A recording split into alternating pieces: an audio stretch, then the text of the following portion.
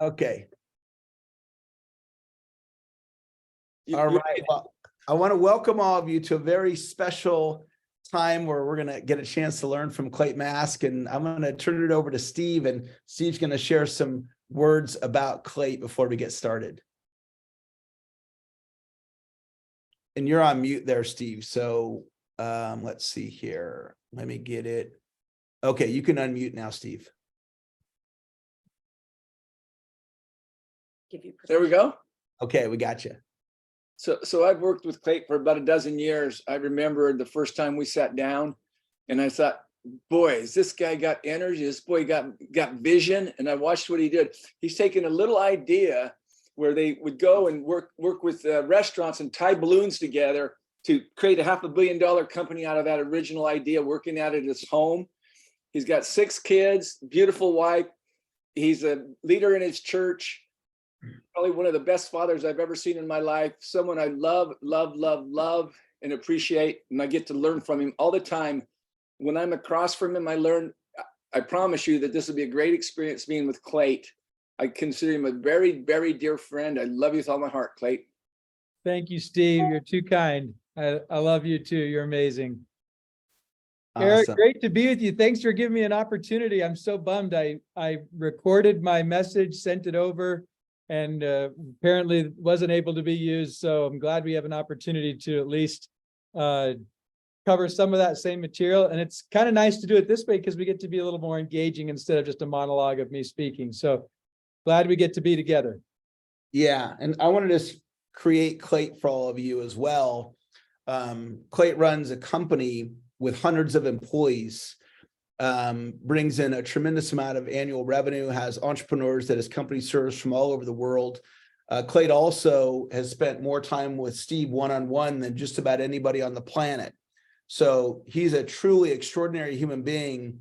And from the being movement perspective, he's lived it for decades, for over a decade now. And so I'm really excited to have you here, Clate.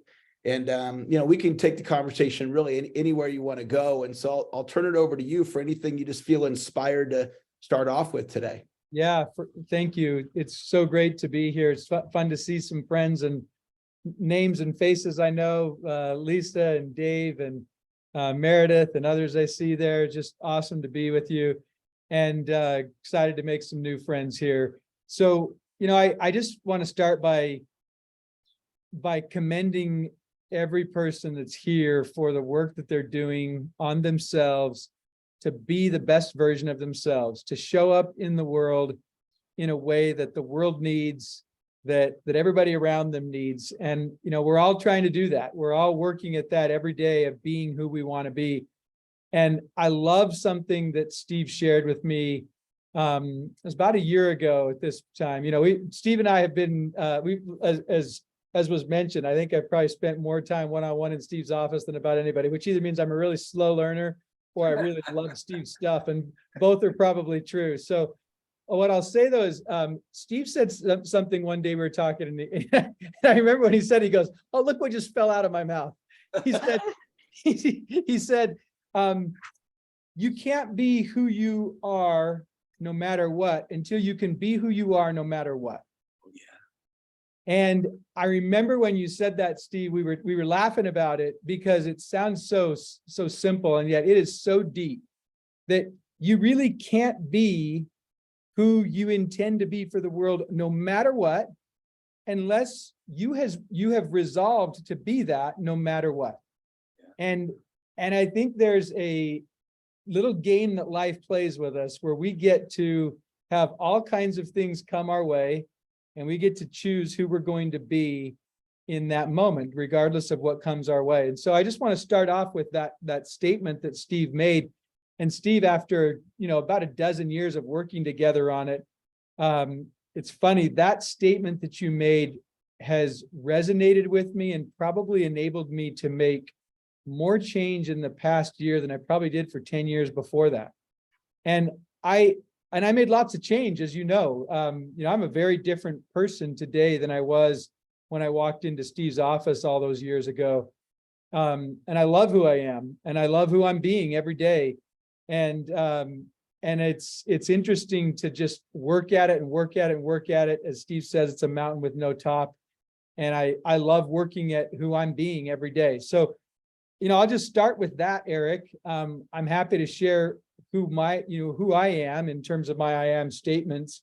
But I think that point that life gives us all kinds of challenges and opportunities to be who we choose to be every day, no matter what.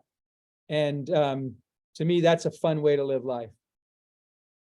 Awesome. Well, I'd love to hear your I am statements, and I'd also love to hear whatever your core message was that you wanted to share with the India audience. And I know we had some tech issues, and that was really what motivated and inspired me to reach out to you and say, hey, can we do something for the community? Because they'd love to learn from you. So I'll turn it over to you and you can respond in any way you want. Yeah, you bet. Seemed like it was just an amazing experience, and I'm glad that so many got to be a part of it, and wish my recording had come through, but that's okay. I think it's just important for people to know who I am. I am a Christian, an amazing family man, and $1 billion company CEO. I am gentle, kind, and patient. I am present to others' needs, especially Sharice's. I am a humble servant, and I look to serve first. I am grateful, and I am at peace. I am faithful, not fearful, and I am unflappable. I am one with my Father, and we create miracles. I prepare and expect to accomplish the impossible. I am motivated to please God, not the world. I am blessed in the righteous desires of my heart, and I am greatly blessed with wealth, and I am radically generous with it.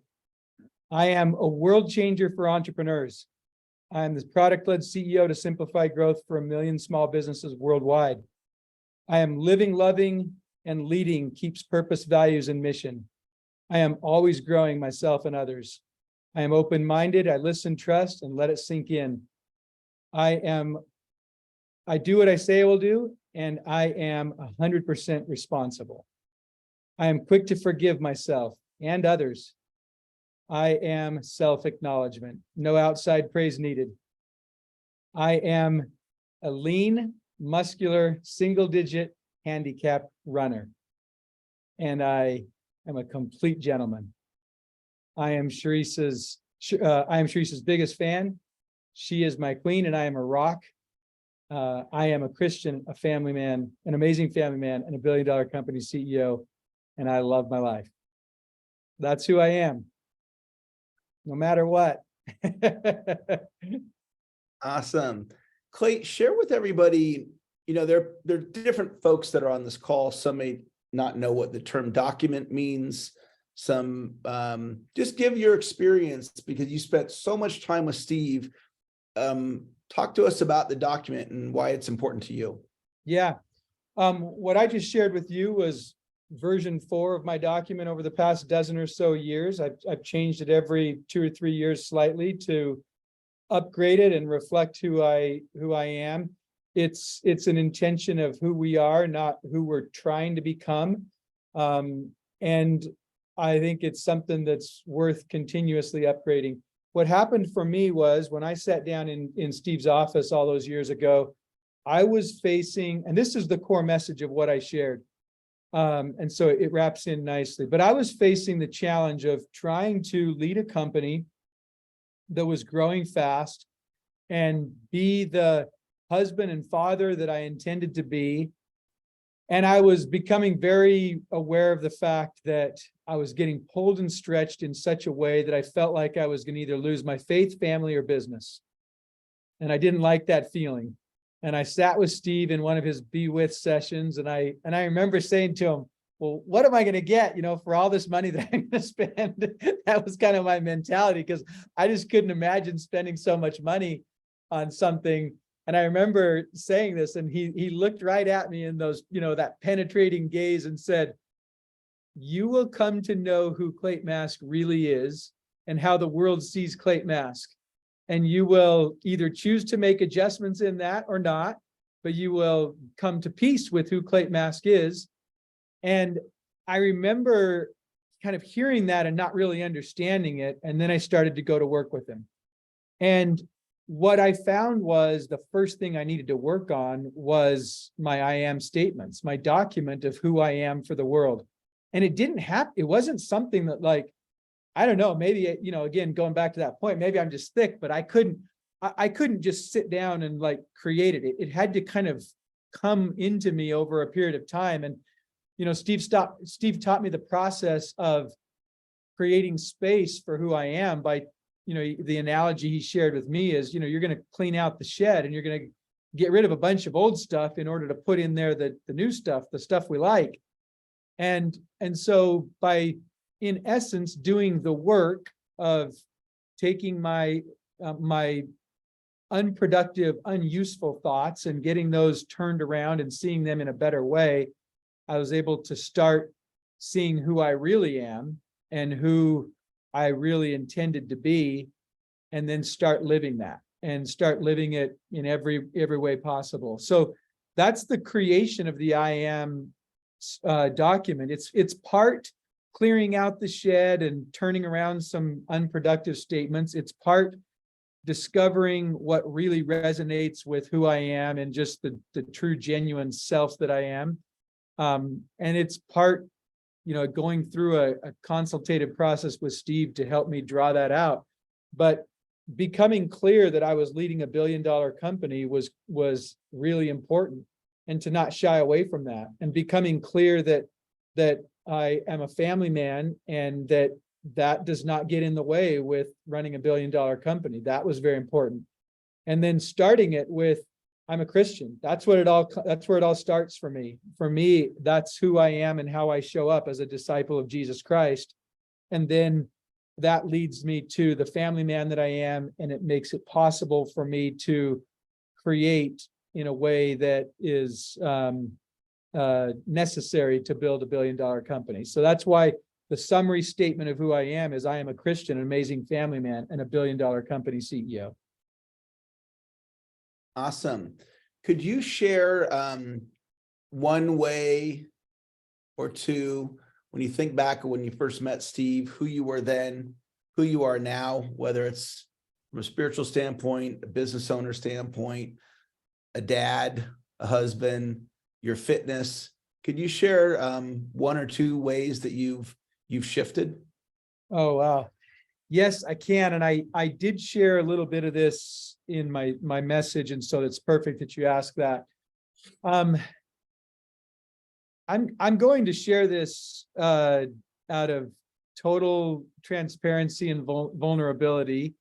It's not something I'm super proud of, but when I started meeting with Steve, my intensity was searing to others.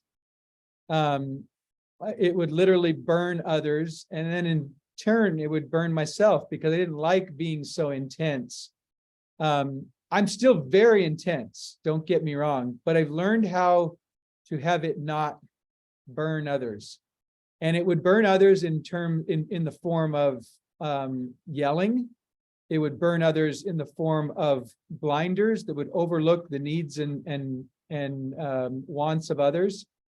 It would burn others in terms of laser focus on my goals that sometimes led to the exclusion and lack of focus on others. And I'm not proud of that. I don't like that. But I do love who I am now. And I will tell you that it started in year one with Steve as he began to teach me about being gentle. And I did not have any concept for what it was to be gentle. In fact, I wanted no part of gentleness and meekness. I didn't admit that, but deep inside, I didn't want that. And I didn't understand it. And I didn't understand. In fact, I told Steve many times in those early years that I was afraid that if I learned how to do that, I would lose my edge in business. I've never, if anybody who knows me and knew me back then, I was never a ruthless business person. I think my brand of business has always been one of collaboration and cooperation and working together. but I had an intensity to me, and I had an edge to me that I think was challenging for some people, and I, I didn't like that. So what I mean by the change that I've made is that I've learned to become a gentleman, to truly become a gentleman, and to be present to others. Now, I'm not perfect at it, but I work every day at being present, and I've gotten much, much better, especially in the last few years. And I credit Steve with helping me to actually have a desire to be gentle, to understand what it is to be meek and humble, without letting go of my drive, my focus, my ambition to change the world in the ways that I intend to do and that I go about doing every day. And so I think that's probably the thing that I'm most grateful for. Sure, I've knocked off 20 pounds. I'm far more, more fit. Steve's helped me in so many ways. Everything from learning to enjoy the beach with my wife, because it matters so much to her. And I hated it when I was, for years and years, because I would just get sunburned and it wasn't fun. He taught me all kinds of little tricks and things. I mean, just all sorts of stuff. To now I love nothing more than sitting on the beach with my wife and reading a book and having sunglasses on so that I don't get, headaches, and all the stuff that I figured out. That there's so many things like that where I got out of my way by working with Steve and seeing things in a different way. And I think whether it was learning to be gentle and humble, or learn to be gentle, humble, and present. By the way, I have, gentle, present, humble, GPH is like, it's the thing that I talk about all the time with Charisse. I'm really proud of the fact that I'm not a yeller anymore. I have better relationships as a result of that. And I have better relationships as a result of so many things that Steve's helped me with. But I think the key to all of it is to be quick to change my views. And to be quick to change my views when my mind locks a hold on something that may not be useful and productive. And that, truthfully, just in the last couple of years has really accelerated to the place where I just, when I'm feeling locked in on something and I'm noticing it's not useful and productive, I just unpack it. I look at it. I turn the thought around. I find a different way to see things. And I've just found that in partnership with the God that I worship, I have a far better way of living life when I don't get so locked in and rigid on my thoughts. And that I give Steve a lot of credit for. I give the Lord a lot of credit for, and I give Charisse a lot of credit for, because heaven knows she had to tolerate a lot of rigid thinking before I learned how to loosen things up in a very productive way. So I want to make sure that we have time for questions. I don't know how long we have booked. I'm happy to go to the top of the hour for another half hour. But I saw that a couple of people had questions, and I'm also loving the way you're leading the conversation, Eric. So just know I've got a half hour, and however we want to use it, I'm game. Fantastic. Well, along those lines, if somebody does have a question, the easiest way to let us know you have a question is to hit the virtual hand raise button, which is one of the reactions on Zoom. And this is your opportunity to ask a question of Clate. And we'll go to some questions here in just a minute. I wanted to comment on a couple of things that Clate spoke about being a gentler human being. And, my interpretation of that in my experience with Steve is just being more loving. And I also, like Clate, can be a very intense human being. And Steve has helped me just in the last 24 hours. I had an experience with my stepdaughters, and I am proud of the way that I handled it. It was done in a very gentle way, and a younger version of me, pre-Steve, would have not handled it in that way. And I think it's just one of the many things that Steve role models for us every day, is being kind and being loving I've never met another human being that is loving like he is. And it helps role model for me how to show up for my family or in business, or at least gives me a different way of looking at it. So I loved what you shared there, Clate. And we do have some folks that have questions. And so I want to give them the opportunity to do that. So Jim, I'm going to bring you on Spotlight with us. And if you want to hit the unmute button, Jim, and come on out and share. Yeah. Okay. Let's see. Can you hear me now? We got you, Jim. Great to see you. All right. Well, Eric, thanks for putting this together. And Clate, your presence is very powerful. And I do feel the gentleman who's behind that gentleman. Thank you. So my question is regarding the document. And I wrote this down. It may be incorrect. Tell me if it is. But I think you said the I am statement is about who you are, not the who you're trying to become. Yes. Okay. So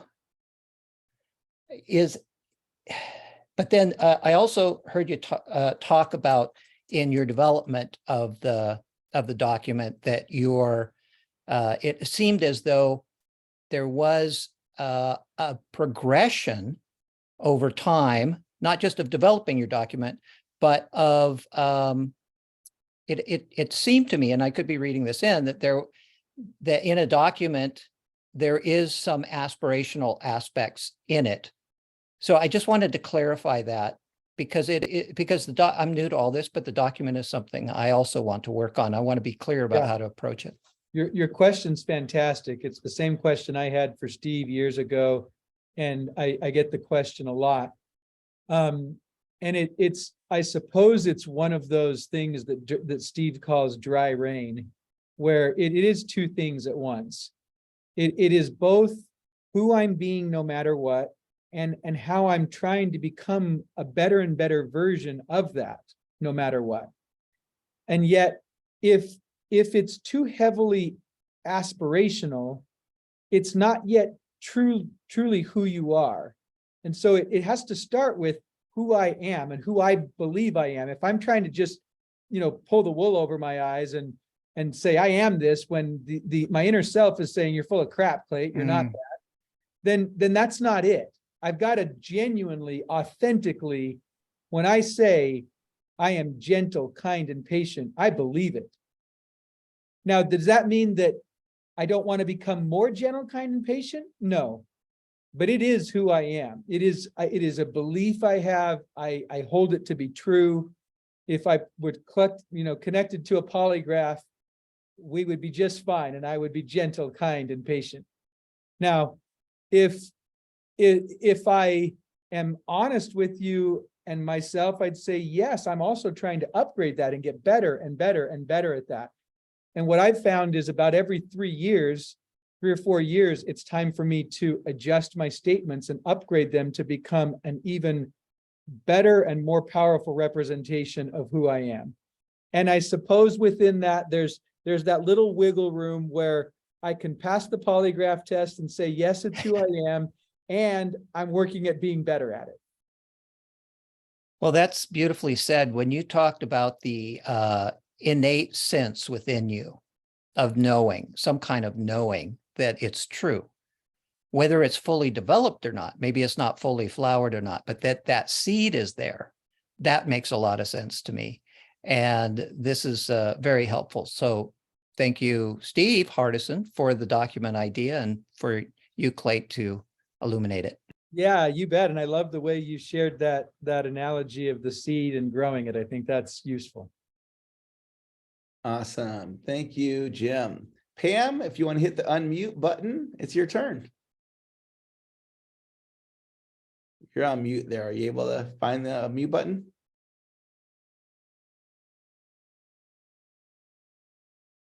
If you're on your phone, it's probably kind of small up towards the screen there. I love that Eric's a Zoom master and he knows exactly where it is on everybody's device. Darn, we don't have you yet, Pam. Okay. Well, Pam, what I want you to do, if you can find it, just raise your hand and we'll bring you back on, okay? All right. Or she can also put it in the chat and we can read her question that way. Yeah, Pam, if you're unable to find the mute, just type it in the chat and we'll do that. Okay, Dave Orton, if you want to hit the unmute button, come on out and share. Hey, Clate, thanks so much for being here with us. Yeah, you bet, Dave. Man, I love you. I love what you do. I love working with people that work with you. It's fantastic. I have a question for you around what I call following the nudge. You know, I've read your document several times. And the thing that really sticks out to me is like the most important thing for you is that you are a disciple of the Lord. Like you are inspired and live from that. Is there an example you can share here where recently where you've gotten that impression, that nudge, and where following it has made it just a massive difference in your life? Oh, or somebody wow. around you? Every day, every single day. I start my day with a morning routine that is, man, I love it. I've been doing it for a couple of years. I've always had a morning routine, but for the past 2 years, I've had a routine that is just amazing. And every morning, part of that is connecting with my spiritual source, you know, the Lord, and I just feel impressions and things I need to do that day, and then I plan the day. And so every single day I feel nudged on certain things. I would say the most impactful ones are with my wife and kids, very much like Eric just shared. You know, life gives us all kinds of opportunities to practice, and you know, I will tell you that I had one such nudge a few months ago. I knew that my daughters were really excited about the Taylor Swift concert here in Arizona, and it was going to be coming in March, and it was just about Christmas time. So I decided to get tickets for them, and the nudge that I had was go with them this time. And I got tickets for my 2 girls and my wife, and I had, you know, I had not planned on going. I'm certainly not a Swiftie, for those who are Taylor Swift fans. And but I know some of her songs and I liked some of her songs. And so I thought, you know what, it would be really fun if I went with them. Just they'd get a kick out of it. So we went on Friday night, just a couple nights ago, and it was so much fun. And I'm so glad that I listened to that little nudge and decided to go instead of just getting them tickets and having it be a girls' night, which could have been great by itself. We had an amazing experience. And that's just one example of listening and paying attention to those nudges, and then taking action on it and improving relationships as a result. Thank you so much. Awesome. Thanks, Dave. And Wolfgang, if you want to come on out and hit the unmute button. Yeah, thank you very much. Hi, Clate, and thanks for the opportunity for asking a question. Your document was really beautiful for me. Thank you very much. And what I heard is, for me, something is outstanding. With success comes responsibility. And in your document, you have one thing what I think is even holding me back, this responsibility. And I wanted to ask you how you manage that, how you handle that. In your document, you say you're generously giving. That means you have a lot, but then you have to care to give it fair to certain people, but there probably is more people who could receive than you can give, even with all the money in the world. But certainly there is lots of people pulling on you, asking for something. How do you manage that, to stay in this center of fairness, to say that I did that well, and no, I don't know, I have this idea. I wouldn't like to disappoint somebody. Yeah, great questions. I'll start with the responsible. You know, I went through a period where things got messy in our business, and I kind of got displaced as the CEO by our board, and I was very frustrated, and I wasn't taking responsibility for it. And it wasn't until I became 100% responsible for it and grateful and humbled, that's when things got turned around.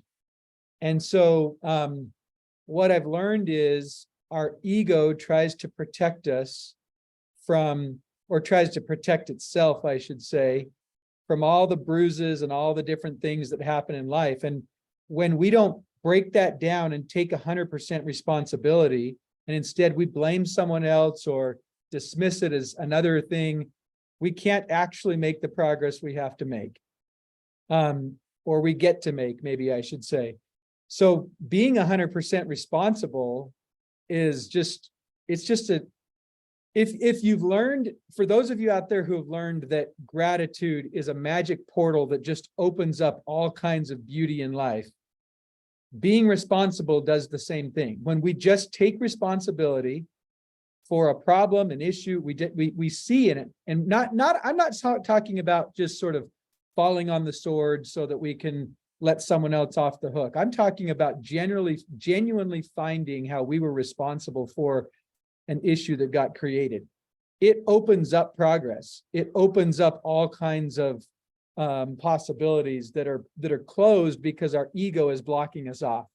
So what I would say is, when we get humble and we take responsibility, then it creates all kinds of opportunity.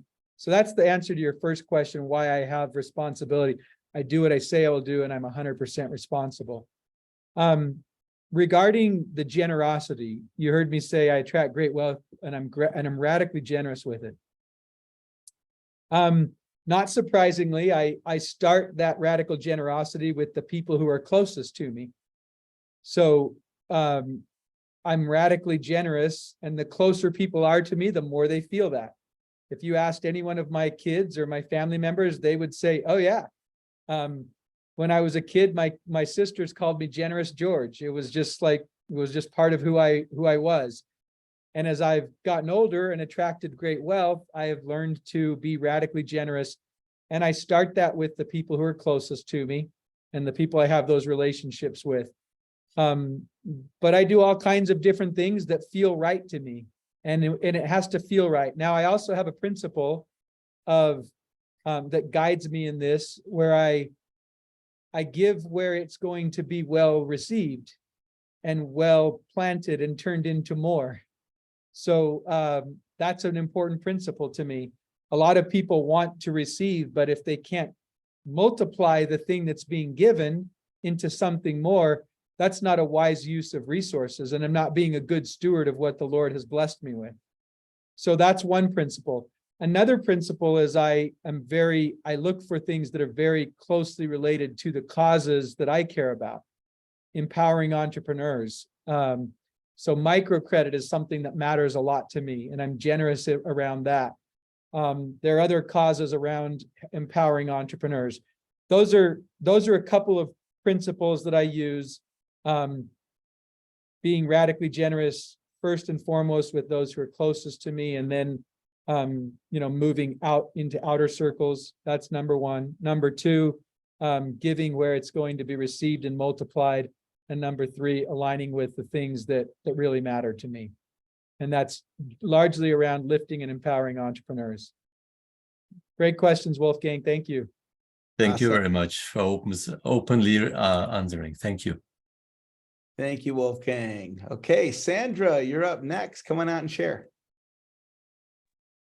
Yes, thank you. And oh my gosh, Clate, this is so grateful that you're doing this.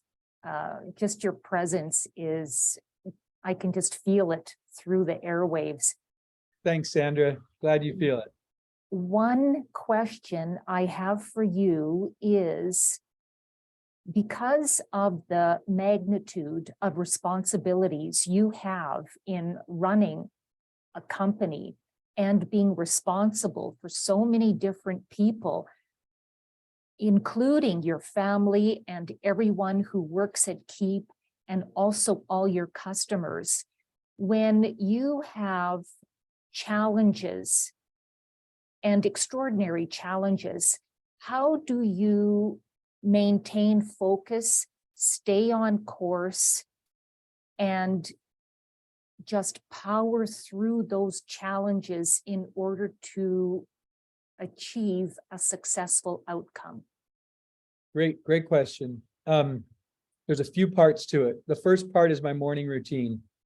I have a 90 minute to 2 hour routine, depending on how much time I'm able to dedicate to it, depending on what time I had to go to sleep the night before. So, but at least 90 minutes, starting in the 5 o'clock hour in the morning before most of the world wakes up. And that is a magic hour, by the way. And I have prayer, meditation, scripture, journal, exercise, reading, and I'm missing one. I have 7. Planning, the planning for the day. So I do what I call my daily my morning 7. Then I have certain things I do during the day, my daily 7. And then I have my weekly 7, and those things kind of keep me grounded and make sure I'm creating great days and great weeks. And then stacking up days and weeks is my goal. So with that morning foundation, I'm equipped to deal with the challenges of the day. And remember, one of my statements is I'm faithful, not fearful, and I'm unflappable. And I approach things that way.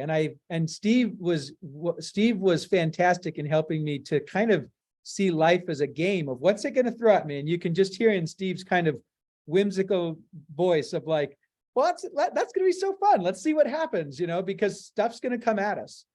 And so when it comes at us, instead of clenching up, it's kind of like, oh, okay, here it is. And we get to work with this and see what we do. And Steve says something happens and we create. And that's why the statement that follows right after I'm faithful, not fearful, and unflappable is I'm one with my Father, my heavenly Father, and we create miracles. When stuff happens and doesn't look like it's positive stuff, we create miracles. So that's the foundation of how I do it. Now, actually what happens in the moment when the crap hits the fan? That's probably the real question, right? So here's what happens. I pause. One of my daily 7 is at least 3 pauses during the day. Some of those pauses are inflicted upon me and I need to pause.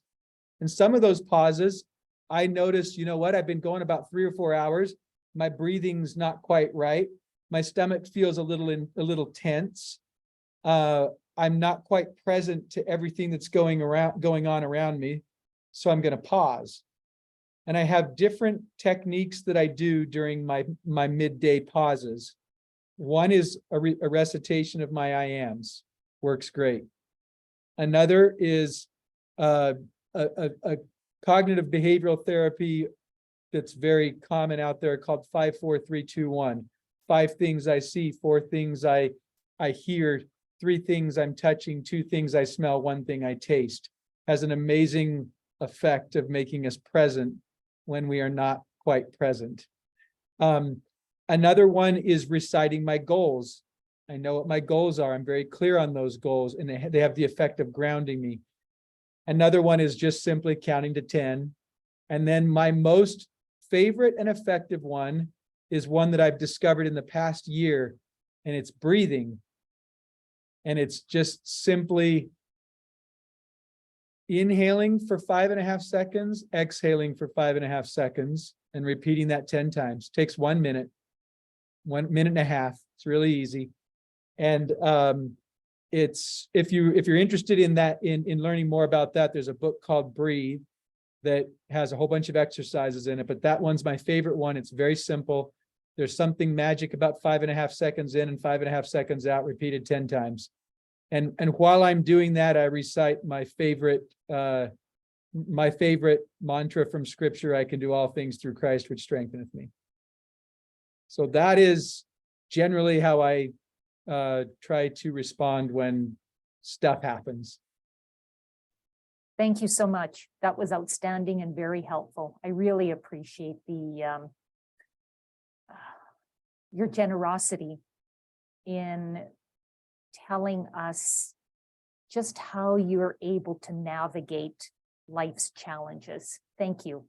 Yeah, you bet, Sandra. Thank you. And lest anybody think I'm perfect at it, I'm working at it every day. As Steve says, I'm a work in progress, just like all of us.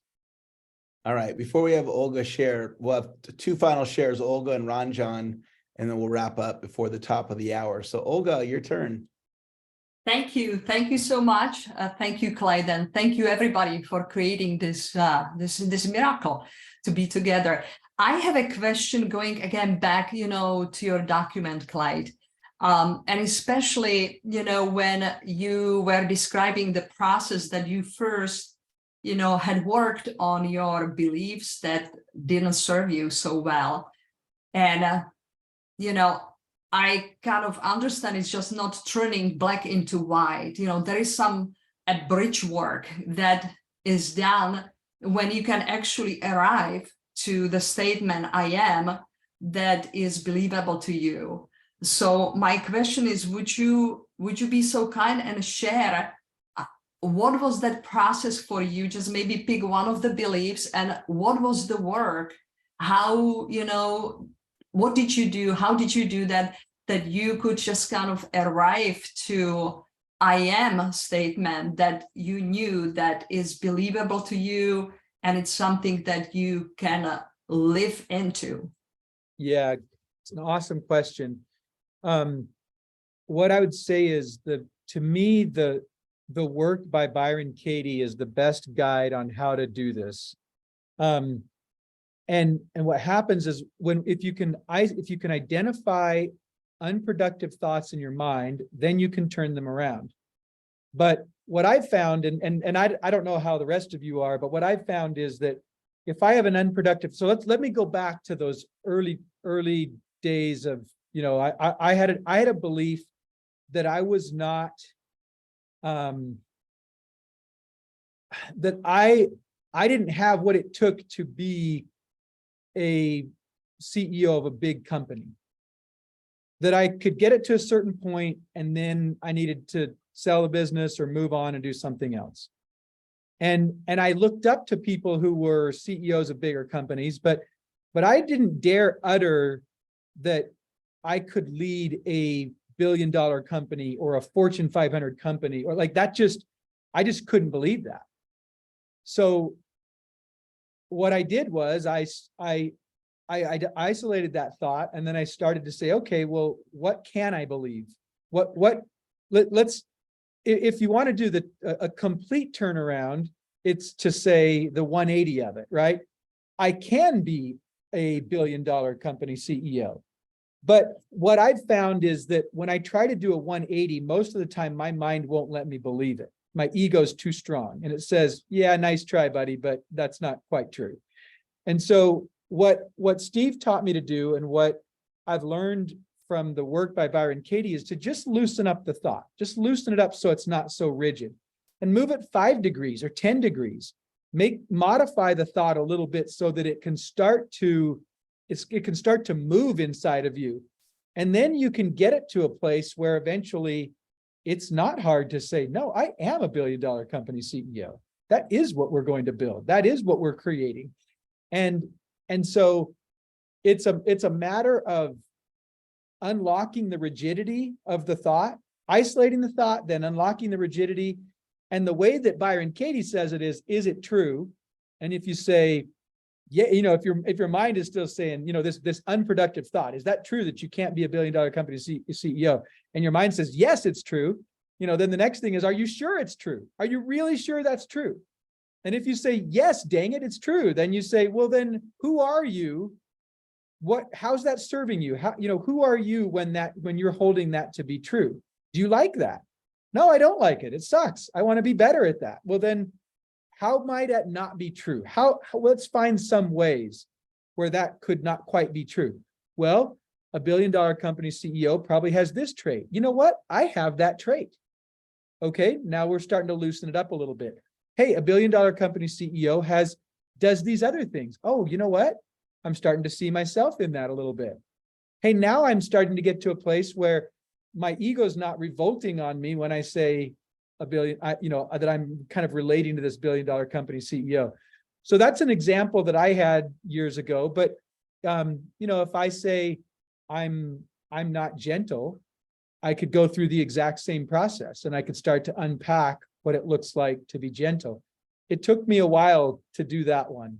And truthfully, I'd say it probably took me about 10 years before I got to the place that I was really saying to myself, I really am gentle.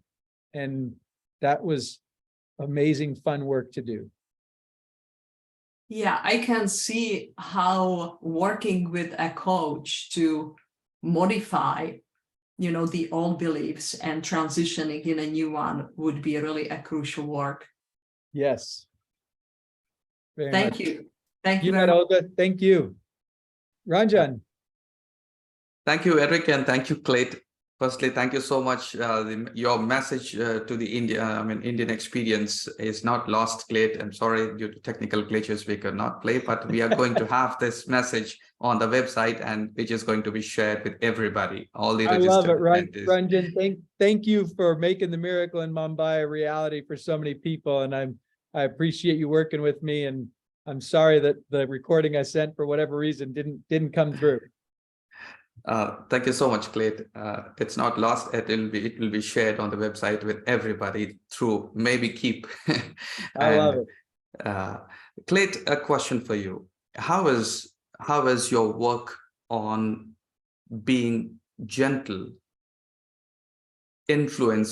affected your business aspirations and your business growth? Yes. How is it reflected on that side? It's a great question, and I'm going to incorporate Lisa Cato's question as well, because hers was very similar, and she asked about it in my leadership and with my team at the company. What it's done is it has made me less of a know-it-all. It's opened me up. It's enabled me to collaborate better. It's made me less forceful about pushing what I see as true or as best or the right answer, and learning more about what other people see and finding better solutions through hearing others. When I was a more forceful leader, I think I steamrolled issues through that I saw sometimes in justifying it as expediency or speed, but running over people in the process and truthfully not creating the best solutions. So I'm just having a blast right now, creating better solutions for customers, partners, employees, you name it, by collaborating better with our leaders. And I think they would say they appreciate having more space, more opportunity to co-create, and just a better, more pleasant work experience with me than who I was a decade ago. Thank you so much, Clate. Thank you, Ranjan. Thank you, Eric. Clate, wow, that was a special hour, and I'm so glad that it worked for you to be with us today and that we recorded it. So all those, we had, I don't know, 100 people or so that were able to be here live and through the Facebook group, and there'll be, hundreds more, maybe 1,000 or more. They'll be able to enjoy it through the recording. And any final thoughts you want to share as we wrap up? This has been a ton of fun. I love the Being community and everything you're creating. I love that the world coaxed the book out of Steve, because for years Steve was like, I won't be doing that, in his resolute way that we've all heard. You can count on me not doing that, I believe was the exact phrase he said. But I'm so glad that he wrote this book about all of us. And it's not a book about Steve, as he says all the time. It's a book about all of us. It's a book about who we are and who we're becoming. And I shared this, Eric, when you spent some time with our employees. And I want to end with this, because I think it's something that I discovered. I read Steve's book just about the same time I read Atomic Habits. I read 6 books a quarter, and I read both of them the same quarter. And I'm so glad I did, because there are many parallel principles in the books. They're very different books, but they have a lot of parallel principles. And one of the principles is about who we are from a state of being, the declarative state of who we are. And the way that James Clear says it in the Atomic Habits is that we have to establish our identity before we can change our habits. And when we establish our identity, the bad habits fall by the wayside much more easily, and the good habits are formed much more easily. And the way that he describes it is a two-step process. That first we get clear on who it is we want to be, which is very much like our document, not just who we want to be, but what resonates with who we are, and then coming from that place all the time. But then what James Clear says is, then it's necessary for us, and this goes right back to the very first question we talked about here, and the interplay between what is versus what, where we're coming from versus how we're trying to improve. And what he says is, once we're clear on that identity, then we must take steps to prove to ourselves, take steps that are consistent with that identity to prove to ourselves those things. So I'm going to illustrate that by showing you my fingernails. You can probably tell that those fingernails have for many years been bitten, but they haven't for the last few. And that's because Steve, when I was coaching with him, I said, I want to stop biting my fingernails. And he said, well, that's easy. You don't bite your fingernails anymore. And we established an identity that I'm no longer a person that bites my fingernails. And if you look at them, they're actually, I look at them and I think they're beautiful. They have just the right amount of white at the end of every one of those nails. And for about 45 years, that was not the case. And so I had a very intense nail biting habit. But when I changed my identity, which Steve taught me to do, to me, it's a great illustration of what James Clear teaches in Atomic Habits. And then I took actions consistent with someone who's not a nail biter and did that over and over and proved it to myself. I stopped biting my nails, one of the most challenging habits that I had. And so I want to end with that, because to me, change and becoming our best selves is just the most fun thing about life. And it's what this community is all about. It's what Steve is teaching, and how we are, the place that we come from and who we're being. It's what James Clear is talking about in Atomic Habits. It's what I believe Jesus Christ was talking about when he was on the earth. And it's what I choose to work on, to just get a little better every day by changing. And I think I thank you for creating a community of people who are working to be their best selves. Awesome. Let's give Clate some Zoom love. On that note, it's going to wrap up our session. I want to wrap the call with this where we could all see each other. So it was just so special for us to be together as a community.